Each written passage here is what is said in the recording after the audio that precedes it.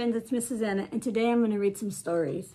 So the first story I'm going to read is called The Bravest Fish, and it is by Matt Buckingham.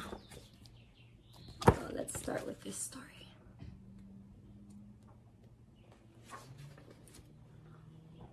Far below the waves, a little fish named Stanley lived with his school. They were the brightest, sparkliest fish of the deep, dark sea.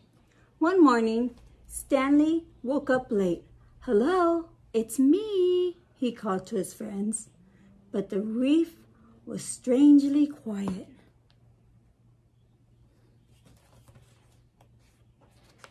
Suddenly, Stanley remembered that today was the day his school swam to cooler waters for the summer. "Jumping jellyfish," he groaned. He hurried to the meeting point as fast as his fins could carry him. Meeting point. But no one was there. As he looked around, he saw a bright light. "Aha! They haven't gone far," he said, and he raced toward the glow. Uh-oh, do you guys see the glow? What's the glow? Right there. Oh no. But it was only a lobster counting coins. "Go away! Don't touch my treasure!" the lobster growled, snapping his claws. "I'm looking for my friends," said Stanley. "Fish!" the lobster grumbled. "Those others were in such a hurry to find someone, they upset my coins." "Others?" asked Stanley. "My friends?" "Join them then," snarled the lobster, and Stanley sped off. Kind of grumpy, isn't he? Ahead of him, Stanley saw a shimmer.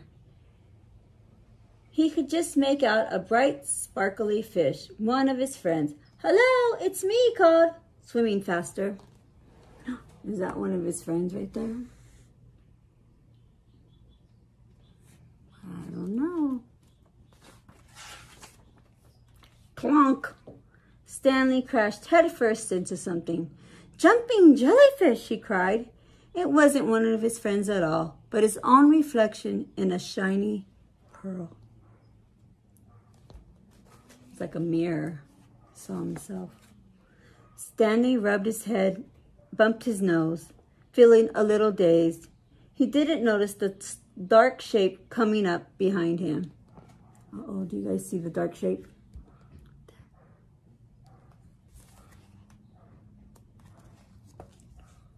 When he turned around, Stanley found himself staring straight into the mouth of a huge shark!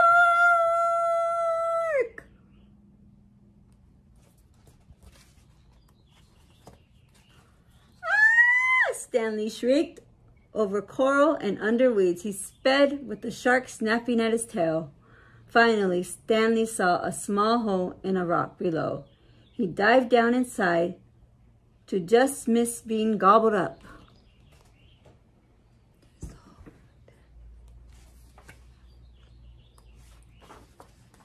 Deep within the cave, Stanley shivered and shook. He felt sad and lonely. He was beginning to think he'd never see his friends again.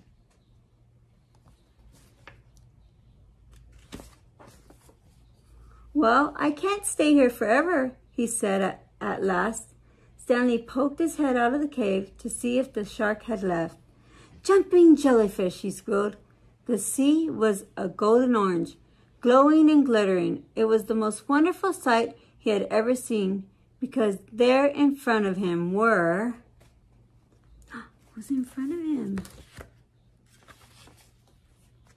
His friends. "Hello, it's me," he called. "Stanley," his friends cheered. "Where have you been? We've been looking all over for you." And Stanley told him his adventures as they swam off in one bright, sparkly, happy school.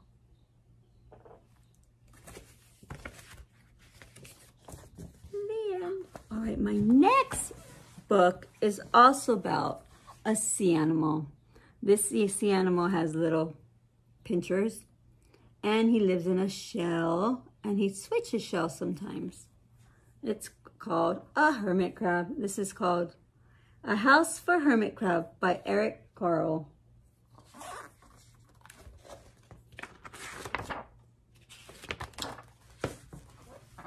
Time to move, said Hermit Crab one day in January. I've grown too big for this little shell. He had felt safe and snug in his shell, but now it was too snug. Hermit Crab stepped out of the shell and onto the floor of the ocean. But it was frightening, out in the open sea, without a shell to hide in. What if a big fish comes along and attacks me, he thought. I must find a new house soon. There's his shell. It's getting too small for him. Early in February, Hermit Crab found just the house he was looking for. It was a big shell and strong. He moved right in, wiggling and waggling about inside it to see how it felt. It felt just right. But it looked so, well, so plain, thought Hermit Crab. There's the shell he found. In March, Hermit Crab met some sea anemones. They swayed gently back and forth in the water. How beautiful you are, said Hermit Crab. Would one of you be willing to come and live on my house? It is so plain. It needs you. I'll come, whispered a small sea anemone. Gently, Hermit Crab picked it up with his claw and put it on his shell.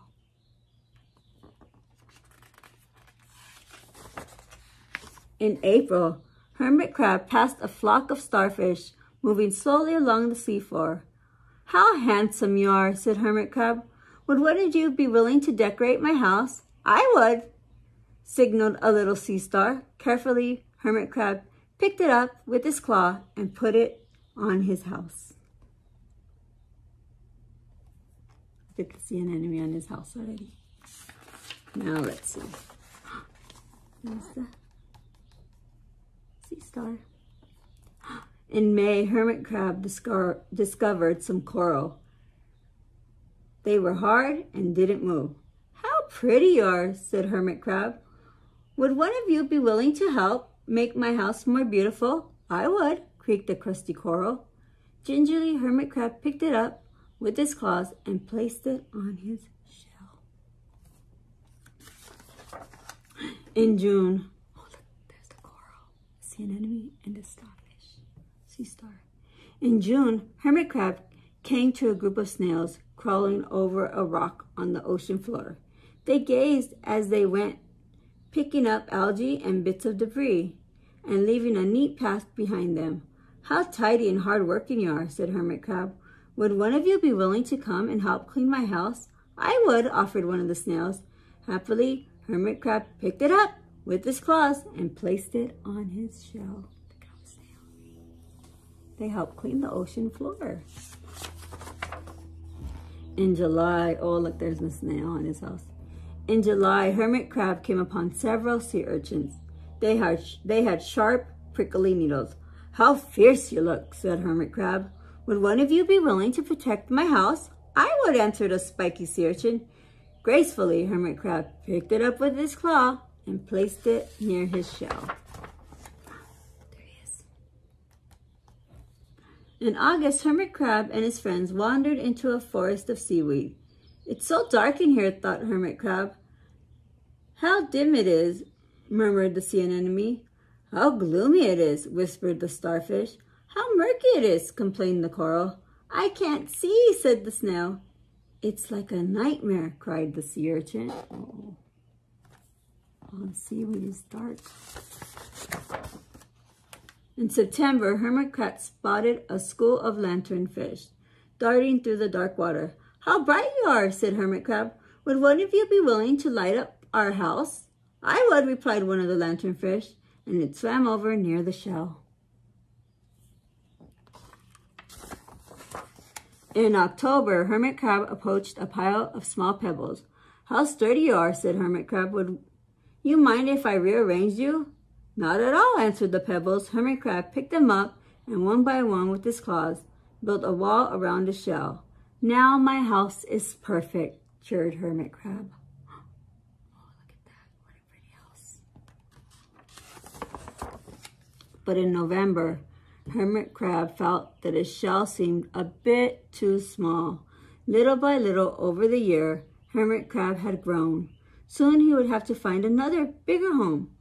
But he had come to love his friends, the sea anemone, the starfish, the coral, the sea urchin, the snail, the lanternfish, and even the smooth pebbles. They have been so good to me, thought Hermit Crab. They are like family. How can I ever leave them? I know, what's he gonna do? In December, a smaller hermit crab passed by.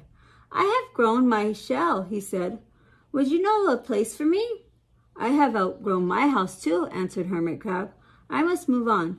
You're welcome to live here, but you must promise to be good to my friends. I promise, said the little crab. Oh, gave his house to someone else. The following January, Hermit Crab stepped out of the little crab, and the little crab moved in. Couldn't stay in the little shell forever, said Hermit Crab as he waved goodbye. The ocean floor looked wider than he had remembered, but Hermit Crab wasn't afraid. Soon he spied the perfect house, a big empty shell. It looked, well, a little plain, but sponges, he thought, barnacles, clownfish, sand dollars, electric eels. Oh, there were so many possibilities. I can't wait to get started. The end. There's Hermit Crab and the fish. Well, I hope you enjoyed my stories. I'll see you guys again soon. Bye.